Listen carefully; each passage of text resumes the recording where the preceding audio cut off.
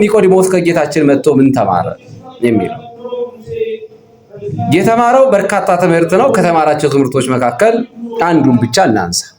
ይሄውም በጣም ጎልቶ የሚነገረው በዚሁ በዮሐንስ ወንጌል ምዕራፍ 3 ከቁጥር 3 ጀምረን የምናገኘው እውነት እውነት እልሃለሁ የነፍስህና የሥጋ ፈጣሪ እኔ ነኝ። ሁለት ጊዜ ነው እውነት እውነት እልሃለሁ የነፍስህና የሥጋ ፈጣሪ እኔ ነኝ። ፈጣሪ እኔ ነኝ።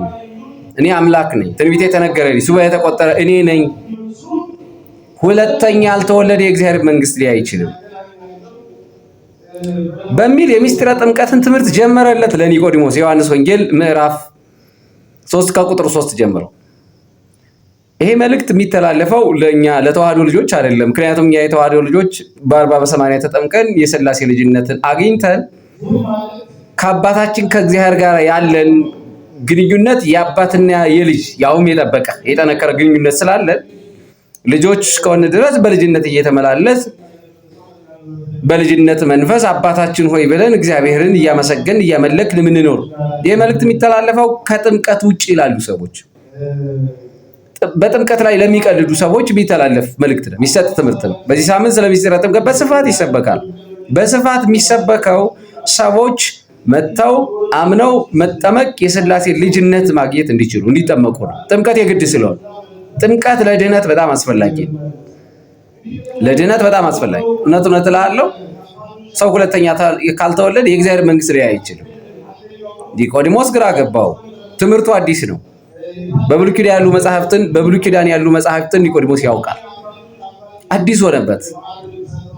እንዲህ አይነት ትምህርት የለም። በእርግጥ በምሳሌ ስለ ጥምቀት በብዙ መንገድ ተገልጧል። ግን በእንዲህ አይነት ግልጥ በሆነ መንገድ ራሱ መድኃኒዓለም ክርስቶስ ሲነግረው ኒቆዲሞስ የመሰለው የሥጋ ልደት ነው። ምድራዊ ጉዳይ ነው የመሰለው። እሱ ስለ ምድር ነው የሚያስበው። ገና ከፍ አላለም። ኒቆዲሞስ መልሶ እንዲህ አለ። የ60 ዓመት ገደማ ሰው ስለነበረ ኒቆዲሞስ ሰው ከሸመገለ በኋላ እንዴት ድጋሚ ሊወለድ ይችላል? ነው የኒቆዲሞስ ጥያቄ። ከአብራ ከመንፈስ ቅዱስ ከማኅፀነ ዮርዳኖስ ከዚህ ነው የምትወለደው።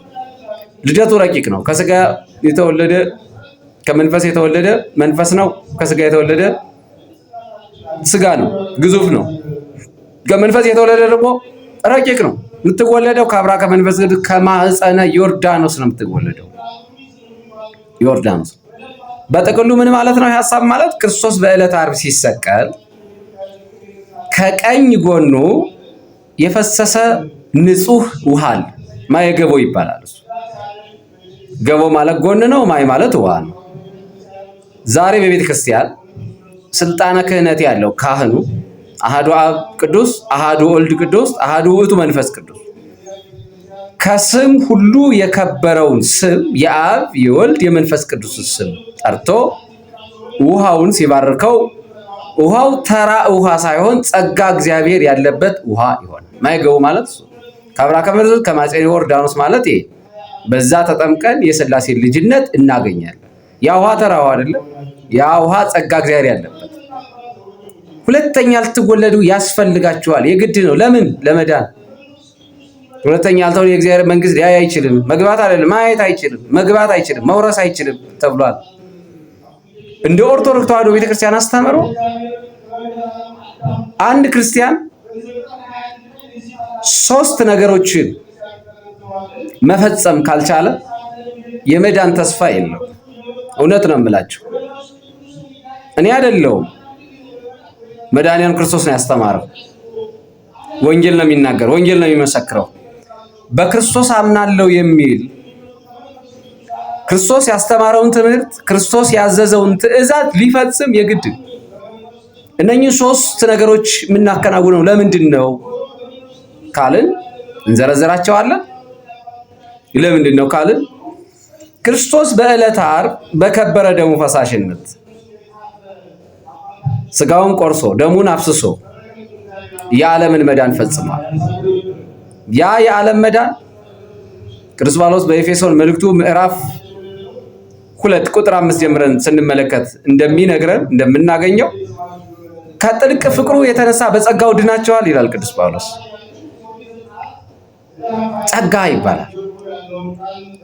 ያንን ጸጋ የምናገኝባቸው መንገዶች ናቸው እነዚህ። የመጀመሪያው ምንድን ነው? እምነት፣ ሃይማኖት። የሚቀድመው ይሄ ነው። አሚን እሰ መሰረት ይእቲ ወካላኒ አንጻ ወድድቅ። እምነት መሰረት። በነገራችን ላይ እምነት የድህነት መጀመሪያ እንጂ መጨረሻ አይደለም። እምነት ብቻ የሚሉ ሰዎች ይህ መጽሐፍ ቅዱሳዊ አስተምሮ በአባቶች የሚታወቅ አይደለም። መጽሐፍ ቅዱስም አያውቀው። እምነት ብቻ የሚባል ትምህርት የለም።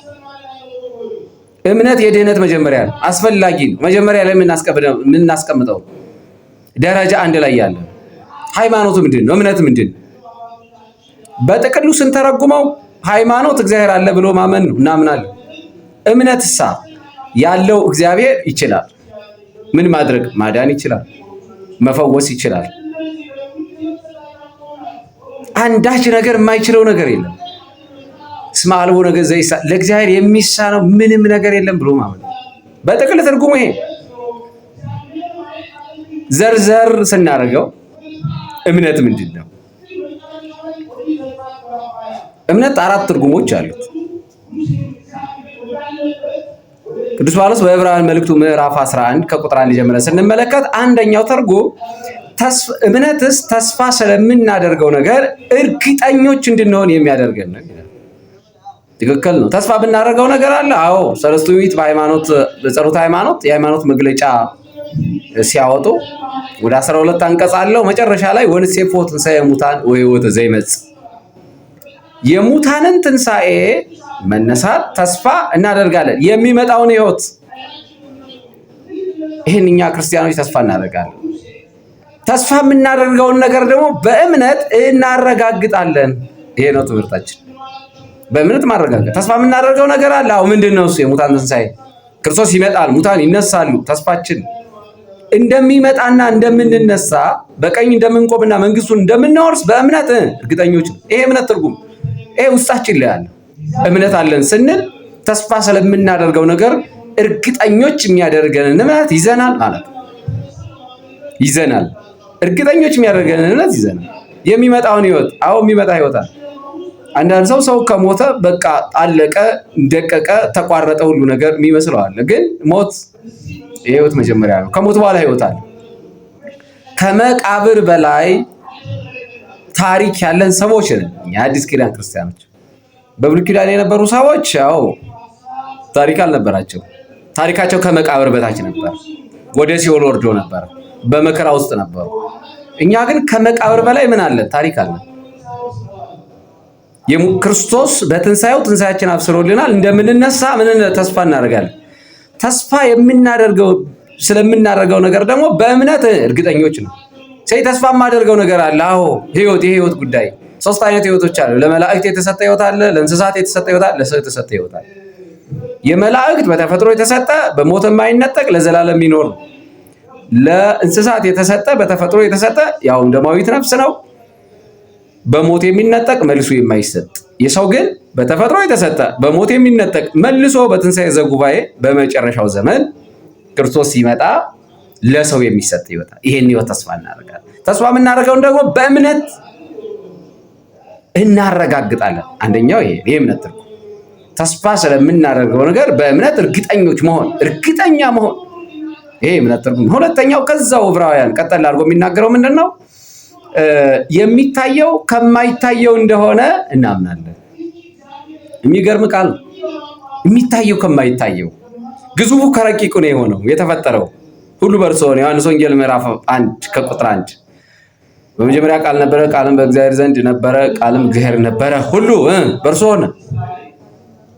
ሁሉ በእርሱ ሆነ። ሁሉ ምንድን ነው? ሰማይ ምድር፣ በሰማይ በምድር ያለው በእሱ ነው የሆነ።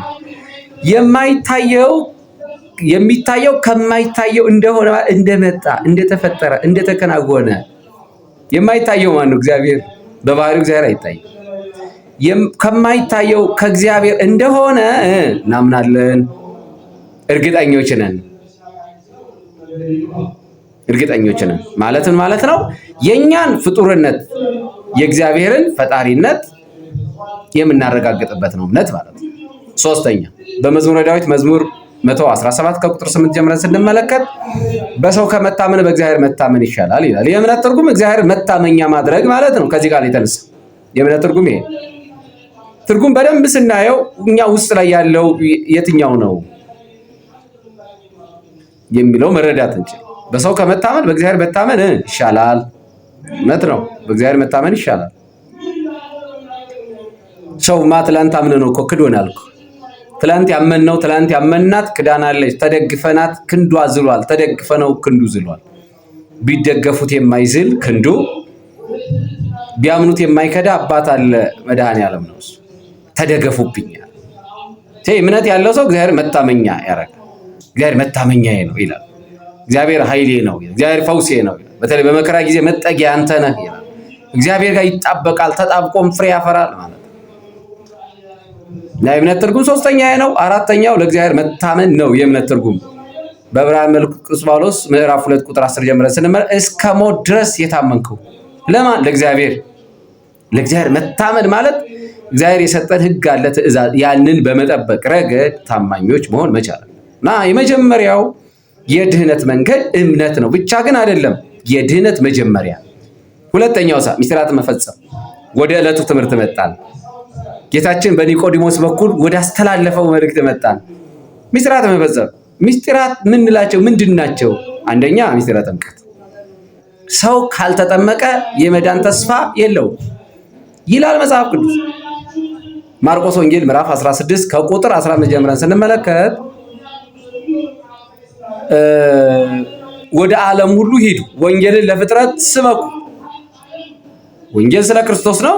ስለ ክርስቶስ ወንጌልን ለፍጥረት ሁሉ መስበክ፣ ማስተማር ተልእኮ ይሄ ነው። ለቤተ ክርስቲያን የተሰጣ ተልእኮ ይሄ ነው። ወንጌልን ለዓለም ለፍጥረት መስበክ።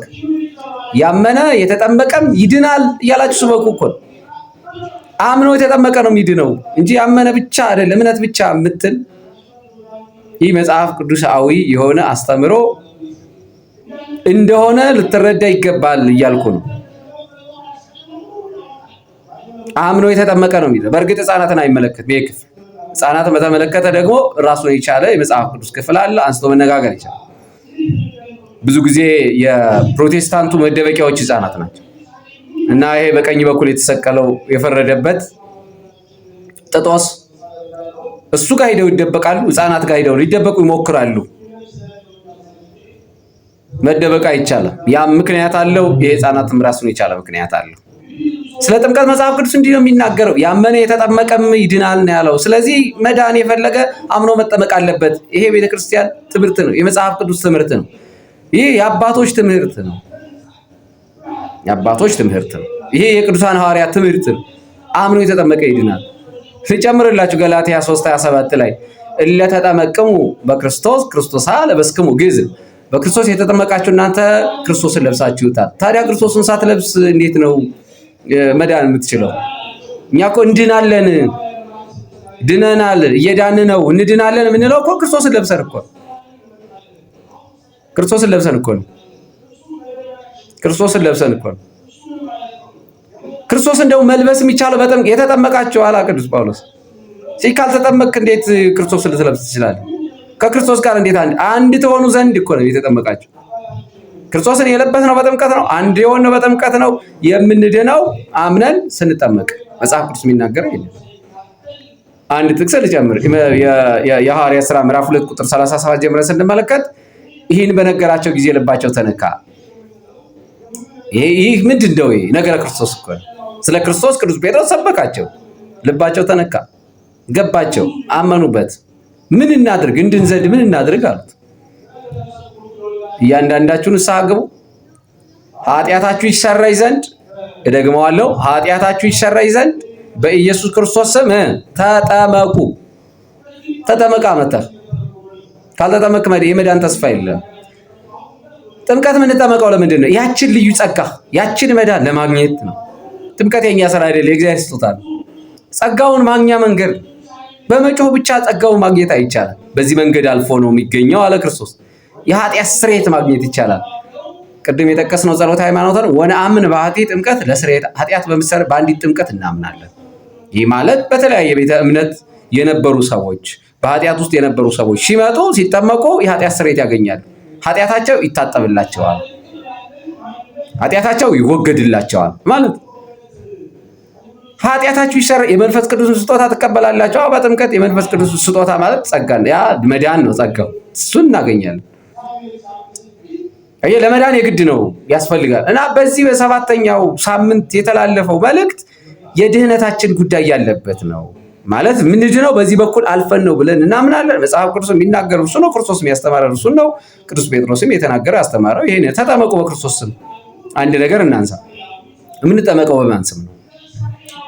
ቅድም በማቴዎስ ወንጌል ምዕራፍ 28 ቁጥር 19 ጀምረን ስንመለከት በአብ በወልድ በመንፈስ ቅዱስ ስም እያጠመቃችሁ ደቀ መዛሙርቴ አድርጓቸው ብሎ ክርስቶስ አስተምሯል። የምንጠመቀው በአብ በወልድ በመንፈስ ቅዱስ ነው። እዚህ ጋር ደግሞ በክርስቶስ ስም እየተጠመቃችሁ የመንፈስ ቅዱስ ስጦታ የኃጢአት ስርየት ታገኙ በኢየሱስ ክርስቶስም ተጠመቁ ብሏል ቅዱስ። ምን ማለት ነው? ትርጉም አለው። ዝም ብሎ መጽሐፍ ቅዱሱን በተቀመጠበት መንገድ ብቻ መተርጎም አይቻልም። ይሄ ምን ማለት ነው? ምን ማለት ነው? የምንጠመቀው በማን ስም ነው? በአብ በወልድ እዚህ ጋር በኢየሱስ ክርስቶስ ስም ይላል። እንዴት ነው የሚታየው ከተባለ ትርጉሙ የክርስቶስ ስሙ ኃይል እንደሆነ በማመን ተጠመቁ። እውነት ነው፣ ስሙ ኃይል ነው። ትንቢተ ኢሳይያስ 9 ምዕራፍ 9 ቁጥር 6 ጀምረን ስንመለከት እንዲህ ይላል ኢሳይያስ፣ ሕፃን ተወልዶልናል፣ አለቅነትም በጫንቃው ላይ ነው፣ ስሙም ይላል ድንቅ። ስሙ ድንቅ ነው። የማን? የክርስቶስ ስሙ ድንቅ። አጋንንት የሚንቀጠቀጡበት ስሙ ደግሞ ከስሙ ሁሉ የከበረ ስም። አጋንንት የሚንቀጠቀጡበት፣ አጋንንት የሚወጡበት፣ ድውያን የሚፈወሱበት። በስሙ ድውያን ተፈውሰዋል። በኢየሱስ ክርስቶስን ተነሳና ተመላለስ የሐዋርያት ሥራ ምዕራፍ 3 ከቁጥር 1 ጀምረን ስንመለከት ቅዱስ ጴጥሮስ ያለው ይሄን ሽባው ተተርትሮ ተነስቶ ሲመላለስ ያለኝን እሰጥሃለሁ፣ ያለኝ የክርስቶስ ስም ነው፣ ለኛስ ምን አለ? ለሁላችንም ያለን ስሙ ነው። ስሙ ኃይል ነው። ስሙ ጉልበት ነው። ስሙ ድውያንን ይፈውሳል። ስሙ ሙታንን ይቀሰቅሳል። ቅዱሳን ሐዋርያት፣ ጻድቃን፣ ሰማዕታት በስሙ እያሉ ነው።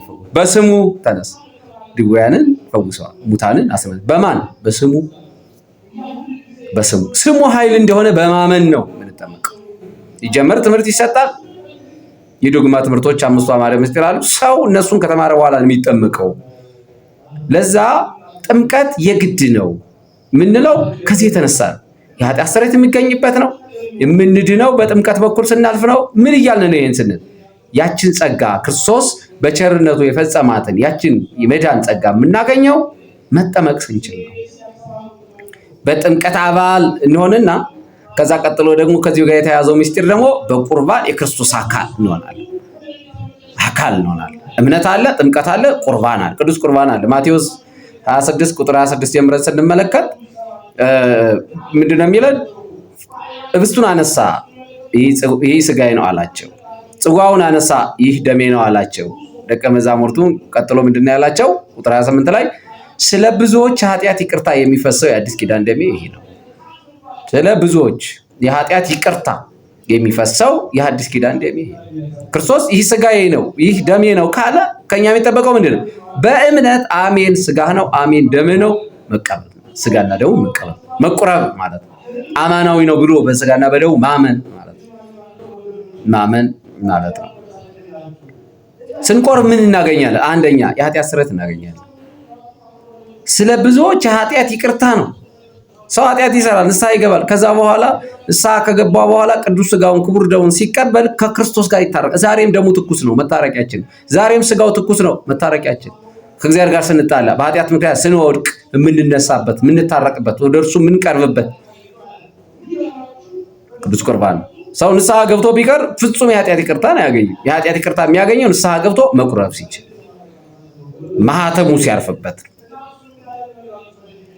ማህተሙ ሲያርፍበት ያኔ ምን ይኖረዋል? እውቅና ይኖር። በእግዚአብሔር ዘንድ እውቅና ያለን ክርስቲያኖች እንሆናለን ማለት። አንድ ደብዳቤ ጽፈን ብናበር ማህተም ከሌለው ተቀባይነት አይኖረውም። እኛ ማህተሙ አለ፣ እግዚአብሔር ያውቀናል። በእግዚአብሔር ዘንድ እውቅና አለን። የደሙ ማህተም አለ። ቆርበናል። በስጋና በደሙ አንቀልድ። የጌታ እራት እያልን እኛ አንቀልድ። በስጋና በደሙ አማናዊ ብለን ነው የምንቀበለው። ሁለተኛ ዘላለም ሕይወት ለማግኘት ዮሐንስ ወንጌል ምዕራፍ 6 ቁጥር 54 ጀምረን ስንመለከት ስጋዬን የበላ ደሜን የጠጣ የዘላለም ሕይወት አለው። ስጋዬ ነው ያለው እዚህ ጋር። ደሜ ነው አለ እዚህ ጋር። አሜን ደም ነው፣ አሜን ስጋ ነው ብሎ ከመቀበል ውጭ ከዚህ ቃል ወዴት እንሸሻለን? ከዚህ ቃል ወዴት እንደበቃለን? ስጋዬ ነው ደሜ ነው ካለ አሜን ደሜ ነው አማናዊ ተቀብሎ የእግዚአብሔር ልዩ ጸጋ በቅዱስ ቁርባን በኩል ማግኘት አይሻል? መታረቅ አይሻል? ያን ጸጋውን አግኝቶ መዳን አይሻል? ምስጢራትን በመፈጸም እንድናለን። ሶስተኛው መልካም ስራ ነው። መልካም ስራ የምንሰራው ከምን አንጻር? መልካም ስራ የህግ ስራ ይባላል። የህግ ስራ የተሻረ ነው። የህግ ስራ ዛሬ የለም። መልካም ስራ ግን አለ። ፕሮቴስታንቱ ሆነ ብለው ይቀላቅሉታል፣ ይደባልቁታል። እኛ ግን አንቀላቅል አንደባ የህግ ስራ አልፏል። የእንስሳት ደም ዛሬ በቤተ መቅደስ አይፈስም። የህግ ስራ ነው፣ አልፏል። መልካም ስራ ግን አለ። መልካም ስራ ከምን አንጻር ነው የምንሰራው? ይህን መረዳት ያስ ዝም ብሎ መልካም ስራ ሳይሆን መልካም ስራ የምንሰራው የእግዚአብሔር የማዳን ስራ አልበቃ ብሎ እግዚአብሔርን ለማገዝ አይደለም። መልካም ስራ የምንሰራው ያንን ያገኘነውን ጸጋ እንዳናጣ ነው። መልካም ስራ የምንሰራው ሰው ኃጢአት ሲሰራ ያገኘውን ጸጋ ያጣል። መልካም ስራ ሲሰራ ያገኘው ጸጋ ከሱ ጋር ይኖራል ማለት ነው። ያን ጸጋ ይወርሰዋል ማለት ነው። ዘላለማዊ ሕይወት እኮ ነው የሚወረስ። ኃጢአት ከሰራሳ ያጣዋል። ያዕቆብ በመልእክቱ ፕሮቴስታንት ይችን መልእክት አይወዷት። አባታቸው ሉተርም ገለባ መልእክት ብሎት ያለፈው ነው። ምክንያቱም እምነት ብቻ ስለሆነ ያዕቆብ የተናገረው ላለመቀበል እንደዛ ይላል። እነሱም በዛ ደረጃ ነች መልእክት አይደፍሯት፣ አያነቧት፣ በጣም ይፈሯታል። እኛ ግን ከማንበብ አልፈን በህይወት እንኖረዋለን። ያዕቆብ 2:15-16 ጀምረ ሰነበል ስራ የሌለው እምነት የሞተ ነው። ምን ታደርጋለህ? የሞተ እምነት ውስጥ ብቻ እያልክ የሞተ እምነት ውስጥ ምን ታደርግ? ውጣ ና መልካም ስራ ስራና ያገኘውን ጸጋ ጠብቅ። አስተዋጽኦ አለው ሰው። ሮቦት እኮ አይደለም እኮ። መልካም ስራ እየሰራ ያገኘውን ጸጋ መጠበቅ መቻል አለ። እኛ እኮ ሮቦት አይደለም፣ ሰዎች እኮ ነው። ድርሻ አለብን እኮ። ልንወጣ የሚገባ ድርሻ አለ። ፍሬ ማፍራት፣ መልካም ስራ መስራት። በዚሁ ምዕራፍ ላይ ምዕራፍ 2 ቁጥር 24 ጀምረን ሰው በእምነት ብቻ ሳይሆን በስራ እንዲዘርቅ ታያላችሁ። በእምነት ብቻ አይደለም በስራ እንዲዘርቅ ታያላችሁን። ያገኘውን ጸጋ በመልካም ስራ ጠብቆ ኖሮ ያችን ጸጋ ከኛ የሆነ ምንም ነገር የለም። ያንን ያገኘነው ከኛ ያልሆነውን እግዚአብሔር በከበረ ደሙ ፈሳሽነት የሰጠንን ያን የከፈለውን ዋጋ ያንን የቸርነት ስራ መልካም ስራ በመስራት ከኛ እንዳይለይ ከእግዚአብሔር ሳንለይ ኖረን መንግስቱን እንወርሳለን። ሰው በእምነት ብቻ አይደለም በስራ ሊጸድቅ። ይሄ ስራ ምን አይነት ስራ? መልካም ስራ፣ በጎ ስራ። መልካም ስራ፣ በጎ ስራ ከስራ አይደለም የሚለው መጽሐፍ ቅዱስ በብሉይ ኪዳን የነበረውን የህግ ስራ ነው። እንስሳት የሳደብ በማፍሰስ ተራራ ላይ ወጥቶ ሄዳነ ማን አለ? ገነትን የከፈተ ማን አለ? ማንም የለም። ከስራ አይደለም የሚለው ክፍል እሱ የህግ ስራ ነው እንጂ መልካም ስራ አይደለም። ዮሐንስ ወንጌል ምዕራፍ 15 ከቁጥር 1 ጀምረን ስንመለከት የወይን ግንድ እኔ ነኝ፣ ቅርንጫፍ እናንተ ናችሁ። ከግንዱ ጋር ተጣብቆ ፍሬ የማያፈራ ቅርንጫፍ ይቆረጣል፣ ወደ እሳት ይጣላል። እሳቱ ወዳጄ ሲኦል ነው፣ ገሃነመ እሳት። ትቆረጣለህ፣ ትጣላለህ ፍሬ ካላፈራ። እንዲህ አይነት በጣም ብዙ የመጽሐፍ ቅዱስ ክፍሎችን ነው የምናገኘው።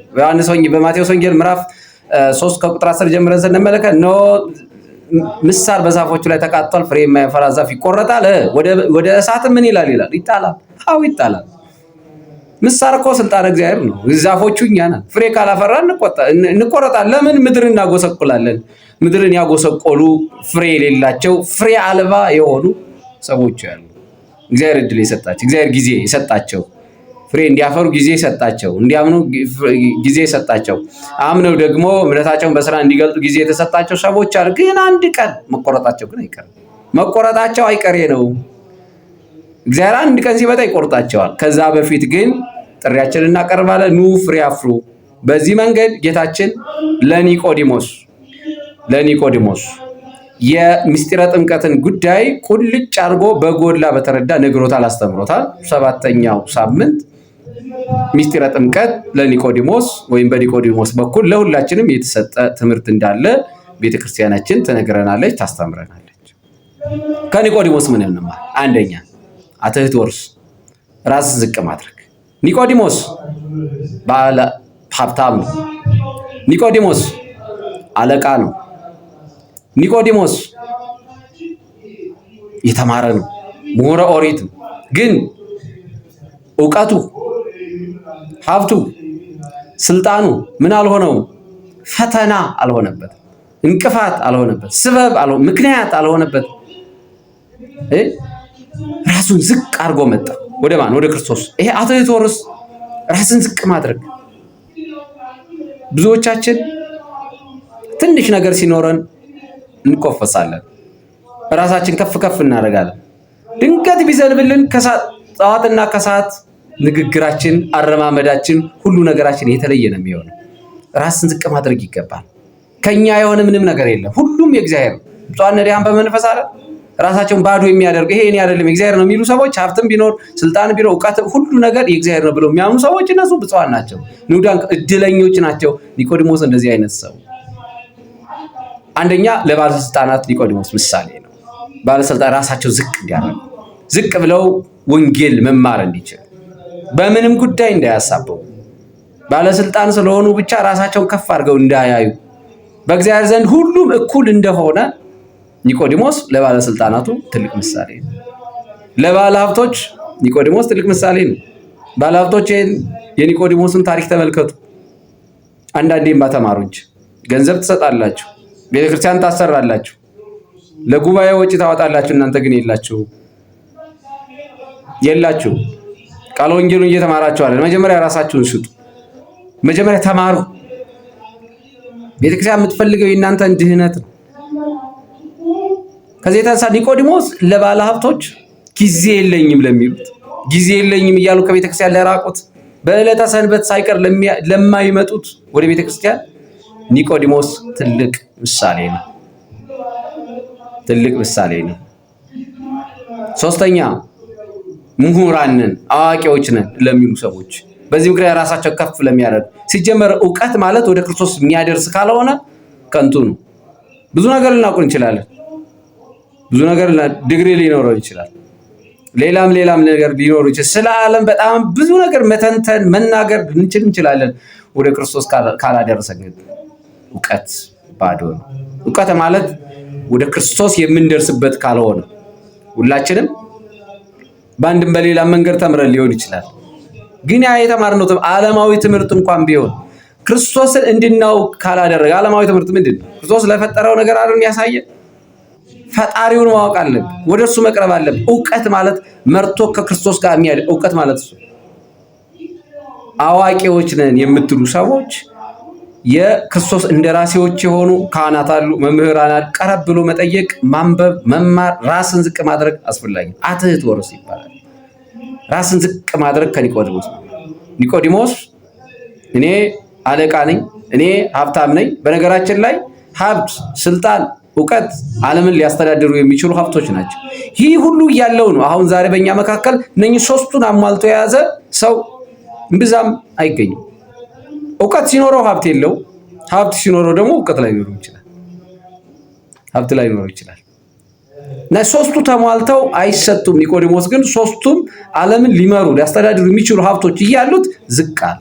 ሌሊት መጣ፣ ሰው ሳያየው መጣ፣ ቀድሞ መጣ፣ ማልዶ መጣ ወደሚበልጠው። አንደኛው ይሄ። ሁለተኛ ትግሃ ሌሊት ይባላል። መትጋት ማለት የኒቆዲሞስ ትጋት በጣም የተለየ ነው። በጣም የተለየ ነው። ይህ ለሁላችንም ምሳሌ ነው። ለካህናቱ ምሳሌ፣ ለዲያቆናቱ ምሳሌ፣ ለመምህራኑ ምሳሌ ነው። ለምእመናን ምሳሌ፣ ቀድሞ መምጣት፣ ለመንፈሳዊ ነገር መቅደም፣ መቀዳደም፣ አለመዘጌት፣ ችላ አለ ማለት።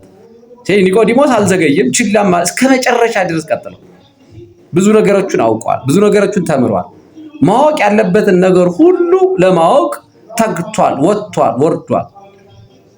ለመጾም መትጋት፣ ለመጸለይ፣ ለመስገድ፣ ለማምለክ መትጋት፣ ለአገልግሎት መትጋትን ከኒቆዲሞስ መማር ያስፈልጋል። ሁለተኛው ይሄ። ሶስተኛው ስማ ጽድቅ፣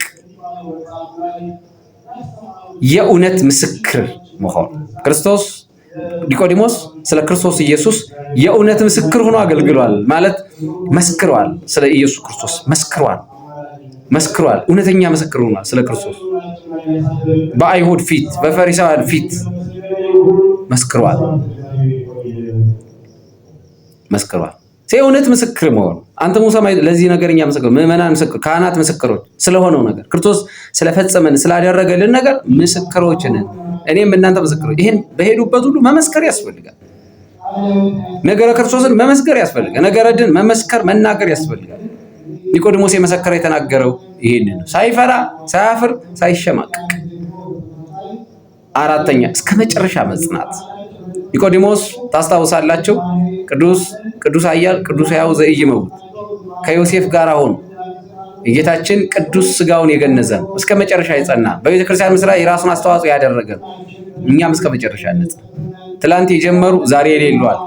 ትላንት ሲዘምሩ የነበሩ፣ ትላንት ሲያስተምሩ፣ ትላንት በመምህርነት ደረጃ ሆነው ሲያስቀድሱ ሲቆርቡ የነበሩ ሰዎች ዛሬ ታሪካቸው ተበላሽተዋል። ዛሬ ከበረት ውጭ ሆነዋል። ዛሬ እየተቀበዘበዙ ነው፣ እረኛ እንደሌላቸው በጎች። እስከ መጨረሻ መጽናት ያስፈልጋል። እስከ መጨረሻ መዝለቅ ያስፈልጋል። ክርስትና መጀመር ሳይሆን መጨረስ ስለሆነ ፈተና ሊኖር ይችላል፣ መከራ ሊኖር ይችላል፣ ወደኋላ የሚጎትት ወደ ግራ ወደ ብዙ ነገሮች ሊኖሩ ይችላል።